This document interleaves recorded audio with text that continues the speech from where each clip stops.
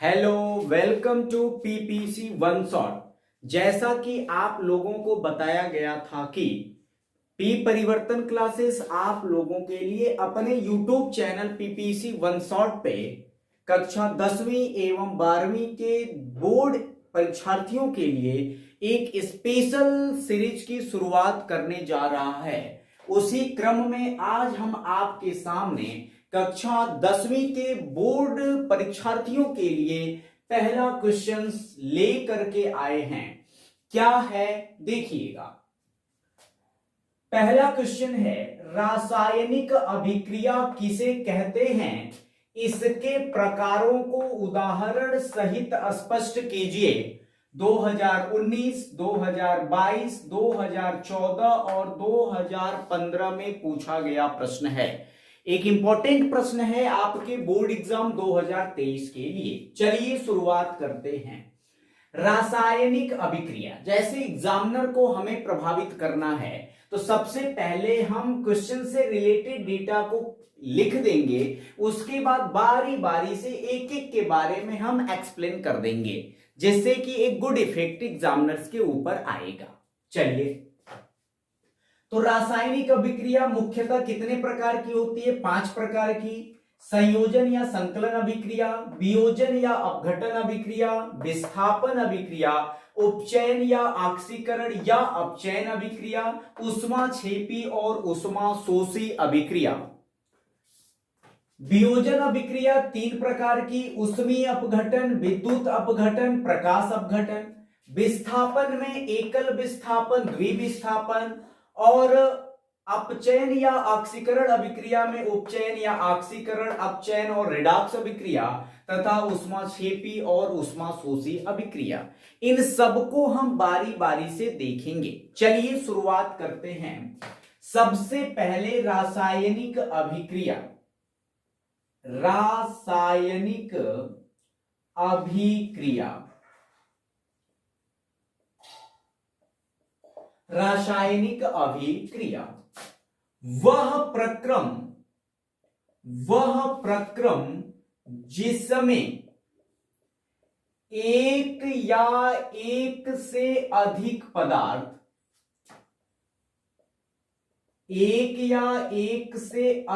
पदार्थ, नए पदार्थ का निर्माण करते हैं।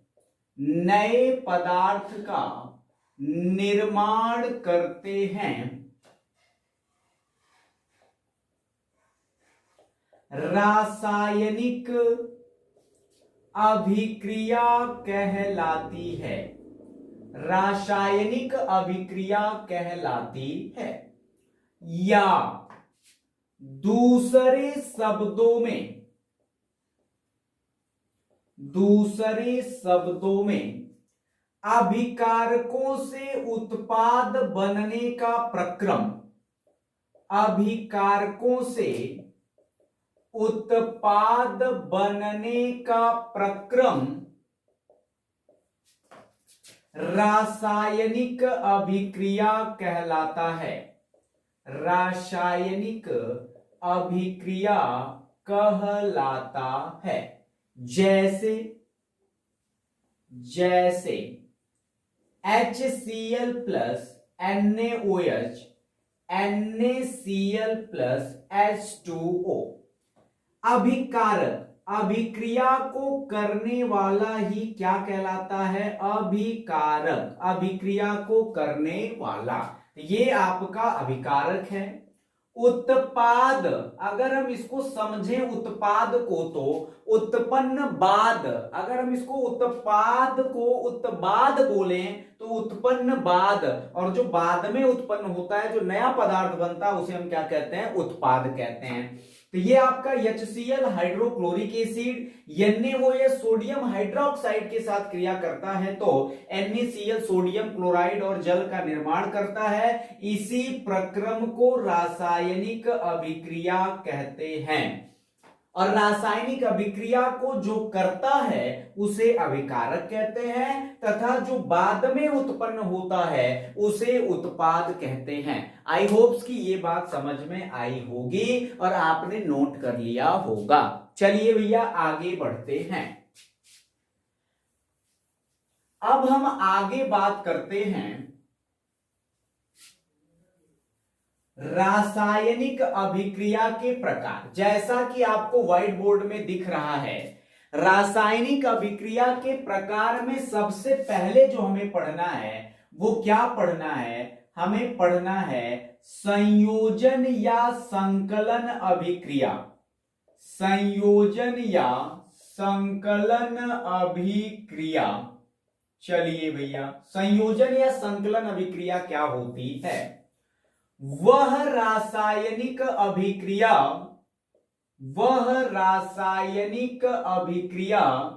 जिसमें एक या एक से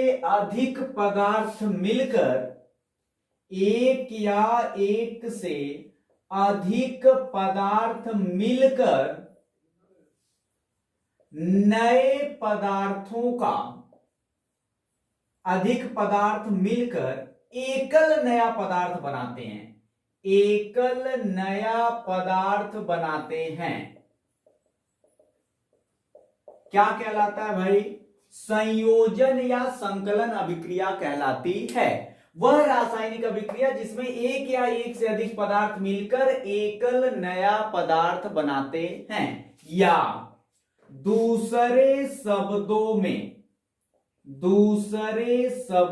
में वह रासायनिक अभिक्रिया जिसमें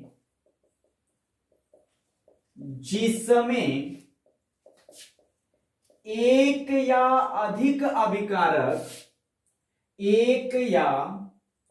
अधिक अभिकारक आपस में मिलकर एक उत्पाद बनाते हैं, उसे हम क्या कहते हैं? उसे हम संयोजन या संकलन अभिक्रिया कहते हैं। जैसे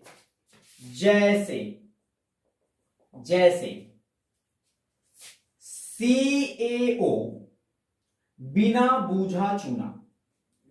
जब बिना बूझा चूना को हम जल के साथ क्रिया कराते हैं, किसके साथ? जल के साथ क्रिया कराते हैं, तो CaOH बूझा चूना का निर्माण होता है। और ये कैसी अभिक्रिया है? यह आपकी संयोजन या संकलन अभिक्रिया है। तो वह रासायनिक अभिक्रिया जिसमें एक या एक से अधिक पदार्थ मिलकर एकल नया पदार्थ बनाता है, उसे संयोजन या संकलन अभिक्रिया कहते हैं। दूसरे शब्दों में वह रासायनिक अभिक्रिया जिसमें एक या अधिक अभिकारक आपस में मिलकर एक उत्पाद बनाते हैं, उसे संयोजन या संकलन अभिक्रिया कहते हैं। आई होप ये बात आपके समझ में आई होगी और आपने नोट कर लिया होगा। चलिए इरेज करते हैं और आगे बढ़ते हैं।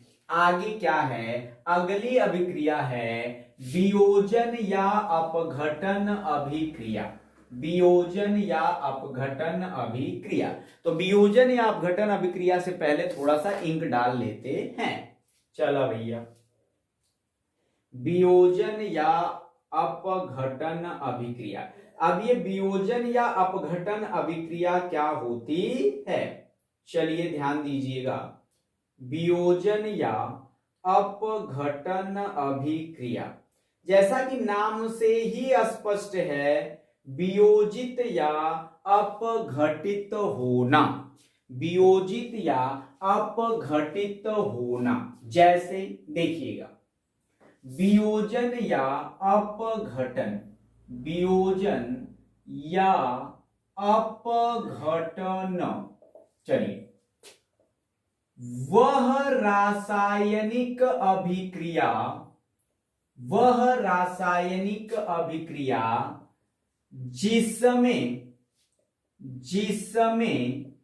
जिसमें एक पदार्थ दो या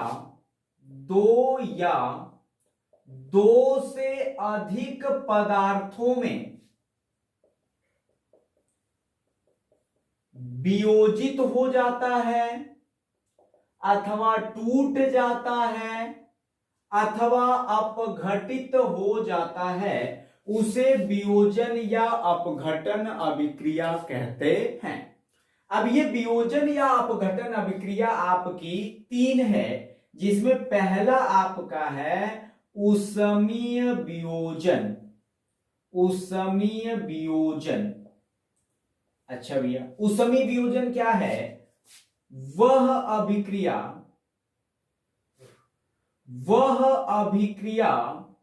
जिसमें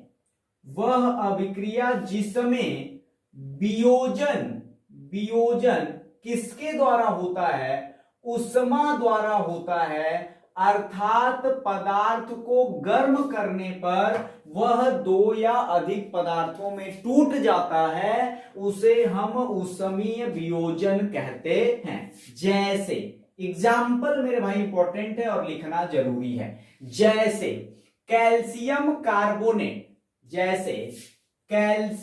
कार्बोनेट को जब हम क्या करते हैं? गर्म करने पर या उष्मा देने पर, तो जब हम कैल्शियम कार्बोनेट को गर्म करते हैं तो यह कैल्शियम ऑक्साइड और कार्बन डाइऑक्साइड में टूट जाता है। कैल्शियम ऑक्साइड और कार्बन डाइऑक्साइड में टूट जाता है। तो जब कैल्शियम कार्बोनेट को गर्म किया जाता है तो यह किसमें टूट जाता है? यह कैल्शियम ऑक्साइड और कार्बन डाइऑक्साइड में टूट जाता है। कैल्शियम ऑक्साइड और कार्बन डाइऑक्साइड में क्या हो जाता है? टूट जाता है। और यह कैसी अभिक्रिया है? यह आपकी ऊष्मीय वियोजन अभिक्रिया है। वह अभिक्रिया जिसमें वियोजन किसके द्वारा होता है? ऊष्मा द्वारा होता है। अच्छा भैया, दूसरी हम बात कर लेते हैं विद्युत अपघटन। किसकी बात कर लेते हैं? विद्युत अपघटन, अर्थात वह अभिक्रिया जिसमें वियोजन किसके द्वारा होता है? ऊष्मी में ऊष्मा के द्वारा, तो विद्युत में वैद्युत धारा प्रवाहित करने पर, अर्थात वह अभिक्रिया जिसमें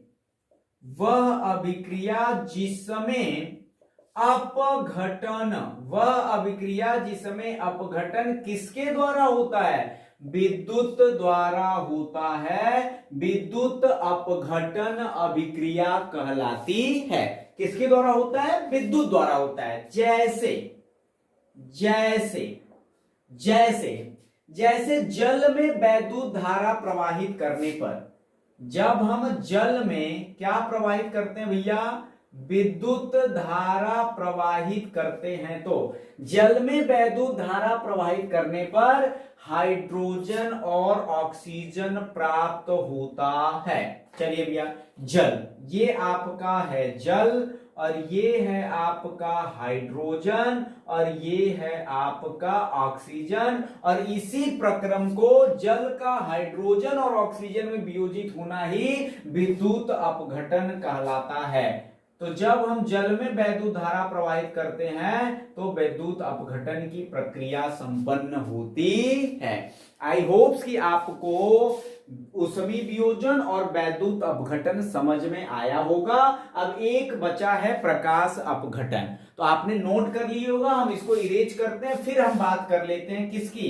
प्रकाश अपघटन की, कि प्रकाश अपघटन क्या होता है। चलिए भैया, प्रकाश अपघटन चलिए देखते हैं। प्रकाश अपघटन क्या है? प्रकाश अपघटन क्या लिखेंगे? वह रासायनिक अभिक्रिया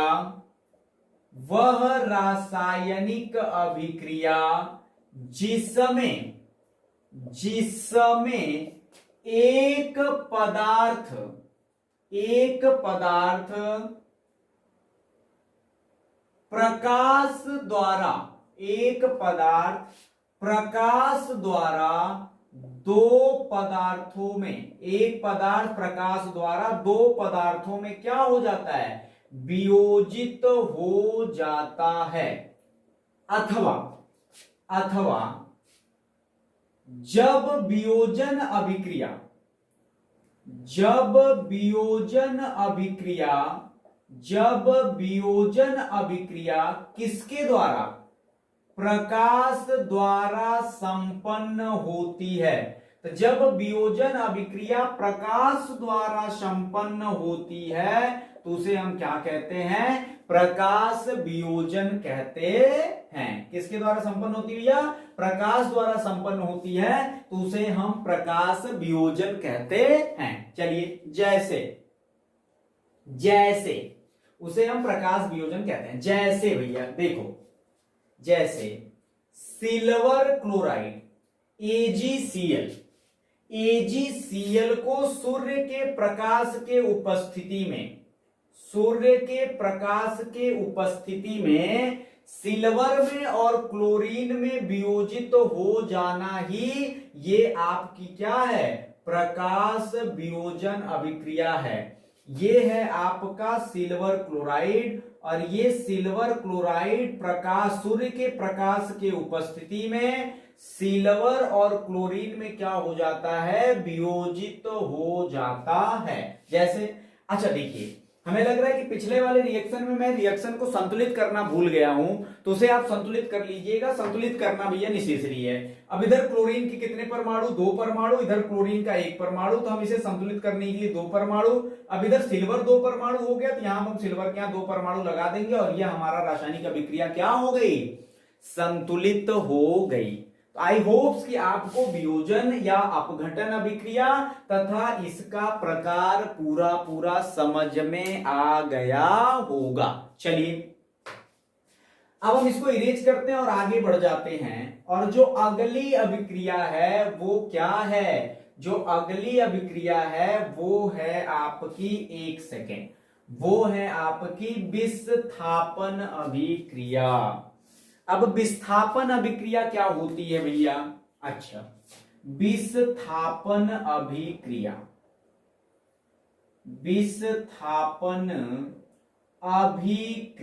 विस्थापन अभिक्रिया क्या है? वह रासायनिक अभिक्रिया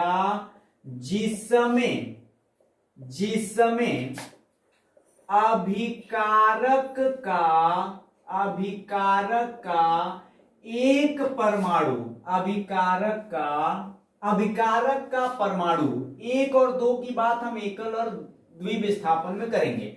अभिकारक का परमाणु विस्थापित हो जाता है। क्या हो जाता है? विस्थापित हो जाता है। उसे हम क्या कहते हैं? विस्थापन अभिक्रिया कहते हैं। और ये विस्थापन अभिक्रिया 2 प्रकार की होती है और यही दोनों मेन है। जैसे पहला एकल विस्थापन। अब इसमें क्या हम लिखेंगे? वह विस्थापन अभिक्रिया जिसमें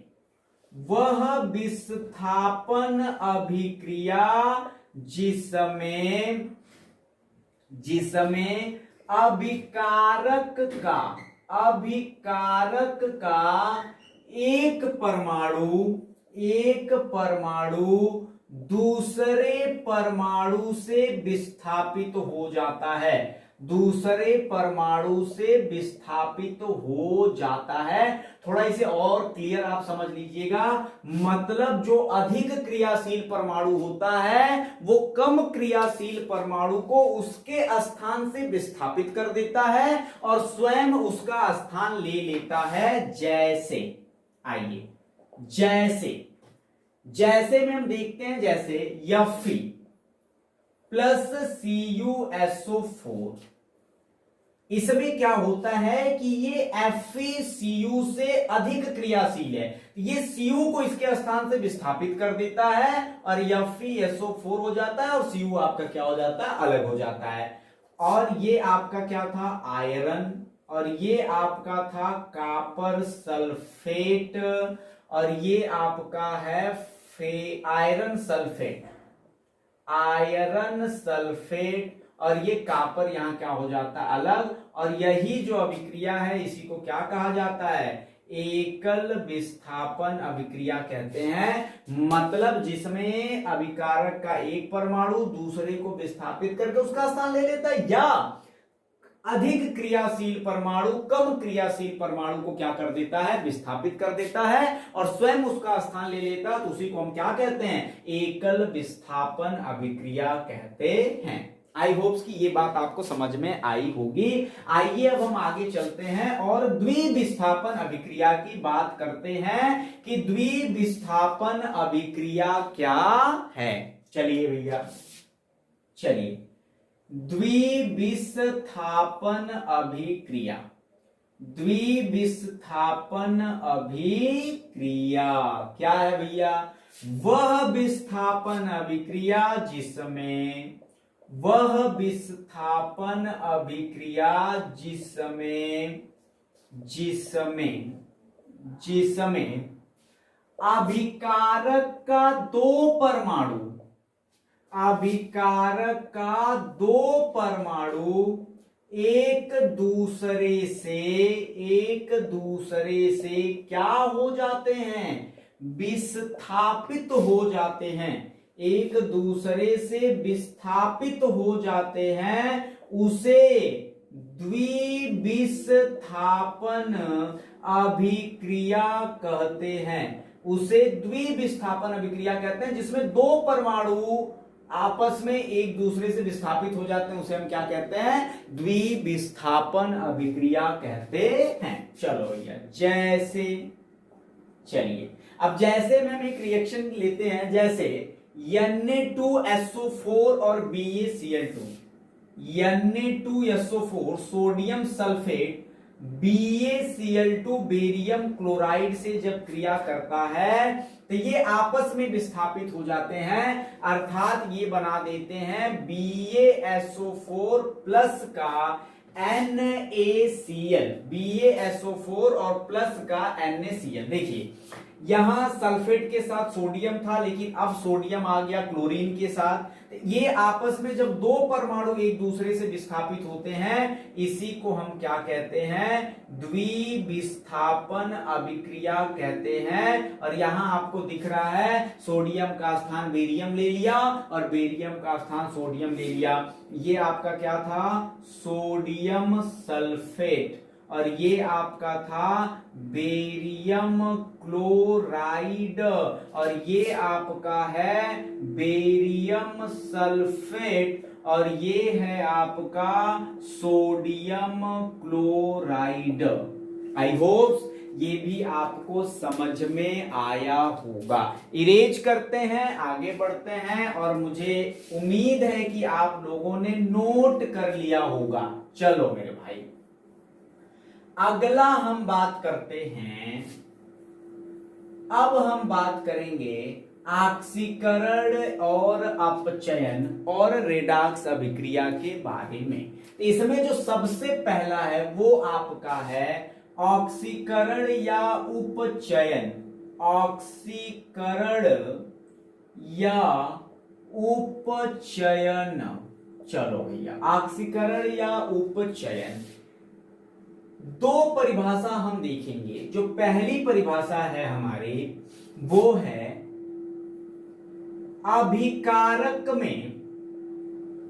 अभिकारक में ऑक्सीजन का जुड़ना, ऑक्सीजन का जुड़ना क्या कहलाता भैया, ये आपका ऑक्सीकरण कहलाता है, ऑक्सीकरण कहलाता है। ऑक्सीजन का जुड़ना ही क्या कहलाता है, ऑक्सीकरण कहलाता है। अथवा हाइड्रोजन परमाणु का निकलना, हाइड्रोजन परमाणु का निकलना ही आपका क्या कहलाता है, ऑक्सीकरण या उपचयन कहलाता है। अच्छा भैया, जैसे एक आसान सा एग्जांपल लेंगे, जैसे कार्बन में हमने ऑक्सीजन को ऐड कर दिया तो आपका क्या बन गया, या एक और हम एग्जांपल ले लेते हैं, जैसे में NaO2, जैसे सोडियम को हमने ऑक्सीजन के साथ जब रिएक्ट करवाया तो क्या बन गया, Na2O, Na2O। चलिए बैलेंस कर लीजिएगा, इधर सोडियम का 2 परमाणु, इधर सोडियम का 1 परमाणु, यहां पे हमने 2 कर लिया। तो इधर आपका ऑक्सीजन का 1 परमाणु है, तो यहां पे हमें 2 करना पड़ेगा। अब सोडियम का कितना परमाणु हो गया, 4, तो यहां हमने कर दिया 4, ठीक है, और ये बैलेंस हो गया। आई होप्स आपको ऑक्सीकरण समझ में आया होगा। ऑक्सीजन का जुड़ना या हाइड्रोजन का निकलने के प्रक्रम को ही हम क्या कहते हैं, ऑक्सीकरण कहते हैं। चलिए अब आगे बढ़ा जाए तो अपचयन, जस्ट इसी का अपोजिट हम पढ़ेंगे। अब इसमें क्या हो जाएगा, हाइड्रोजन का जुड़ना या ऑक्सीजन का निकलना। जैसे अपचयन, सुनिए भैया, अपचयन क्या होगी, पहली परिभाषा, किसी परमाणु में हाइड्रोजन का जुड़ना, हाइड्रोजन का जुड़ना, या अगर आप दूसरी परिभाषा कहेंगे तो क्या कहेंगे, ऑक्सीजन का निकलना। हाइड्रोजन का जुड़ना या ऑक्सीजन का निकलना, यही आपका अपचयन कहलाता है। जैसे हम एग्जाम्पल ले लेते हैं, चलो भैया देखो, जैसे 2KClO3, चलिए हमने KClO3 ले लिया, पोटेशियम क्लोरेट, और ये पोटेशियम क्लोरेट 2KCl, और ये ऑक्सीजन आपका क्या हो गया, अलग हो गया। तो यहां ऑक्सीजन था, ऑक्सीजन अलग हो गया, तो ये जो आपका प्रक्रम है ये आपका क्या कहलाएगा, उपचयन। अर्थात हम कहेंगे पोटेशियम क्लोरेट से, किससे भैया, पोटेशियम क्लोरेट से पोटेशियम क्लोराइड का निर्माण, पोटेशियम क्लोरेट से पोटेशियम क्लोराइड का निर्माण, ये आपका उपचयन अभिक्रिया है। क्या है, उपचयन अभिक्रिया है। तो अरे सॉरी, अपचयन, सॉरी अपचयन अभिक्रिया है। आई होप्स आपको अपचयन भी समझ में आया होगा और आप लोगों ने नोट कर लिया होगा। चलिए अब हम आगे बढ़ जाते हैं और बात करते हैं रेडॉक्स अभिक्रिया की। अब ये रेडॉक्स अभिक्रिया क्या होती है, सुनिए, जब ऑक्सीकरण और अपचयन, जब ऑक्सीकरण और अपचयन, ऑक्सीकरण और अपचयन दोनों प्रक्रिया क्या होती है, साथ साथ संपन्न होती है, उसे क्या कहते हैं, उसे रेडॉक्स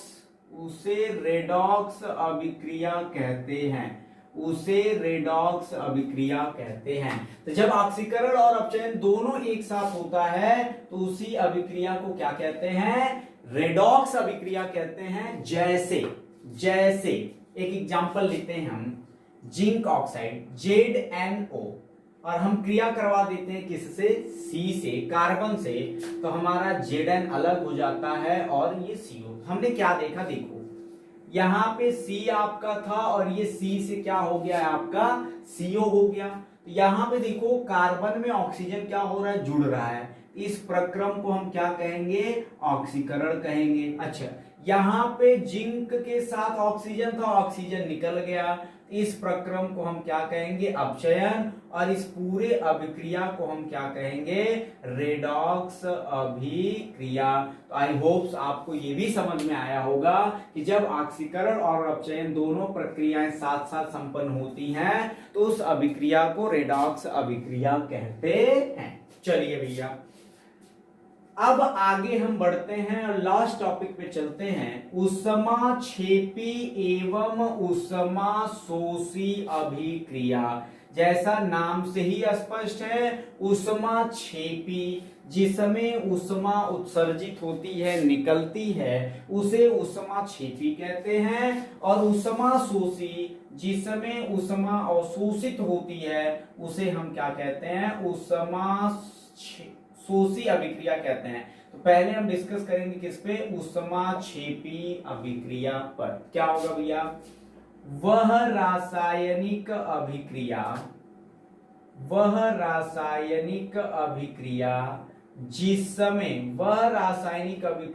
जिस समय ऊष्मा निर्मुक्त होती है या ऊष्मा निकलती है, वह रासायनिक अभिक्रिया जिसमें ऊष्मा निकलती है क्या कहलाती है, ऊष्माक्षेपी अभिक्रिया कहलाती है। ऊष्माक्षेपी अभिक्रिया कहलाती है। जैसे देखो भैया, जैसे कार्बन को ऑक्सीजन के साथ रिएक्ट कराने पे कार्बन डाइऑक्साइड का निर्माण होता है और 94 किलो कैलोरी ऊष्मा क्या होती है, निर्मुक्त होती है। ये कौन सी अभिक्रिया है, ये आपका हो गया कार्बन, ये आपका हो गया ऑक्सीजन, ये है आपका कार्बन डाइऑक्साइड, और इसी अभिक्रिया को कहते हैं ऊष्माक्षेपी अभिक्रिया। आई होप्स कि आपको ऊष्माक्षेपी समझ में आया होगा। चलिए अब हम लास्ट बात कर लेते हैं ऊष्माशोषी अभिक्रिया पर, कि ऊष्माशोषी अभिक्रिया क्या होती है। चलो, ऊष्माशोषी अभिक्रिया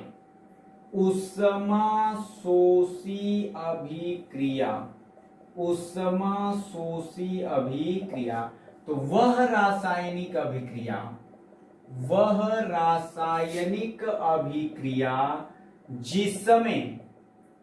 जिसमें ऊष्मा अवशोषित होती है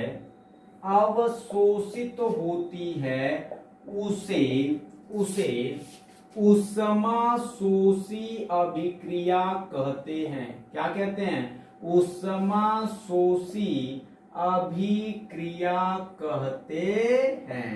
चलिए, जैसे देखो भैया, जैसे N2O2 नाइट्रोजन और ऑक्सीजन, ये 2NO और 45 किलो कैलोरी ऊष्मा क्या होती है, अवशोषित होती है। तो ये आपकी क्या है, ऊष्माशोषी अभिक्रिया है। और इस तरीके से हम लोगों ने बोर्ड एग्जाम 2023 के लिए, कक्षा 10वीं के परीक्षार्थियों के लिए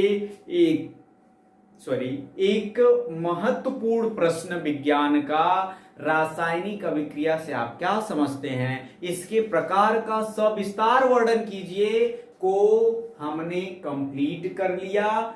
आई होप कि आपको चीजें समझ में आई होंगी। यदि किसी भी प्रकार की कोई समस्या है तो कमेंट बॉक्स में कमेंट करके जरूर बताएं, और यदि आपको वीडियो पसंद आई हो तो please like, share and subscribe my YouTube channel PPC One Shot. Thank you so much.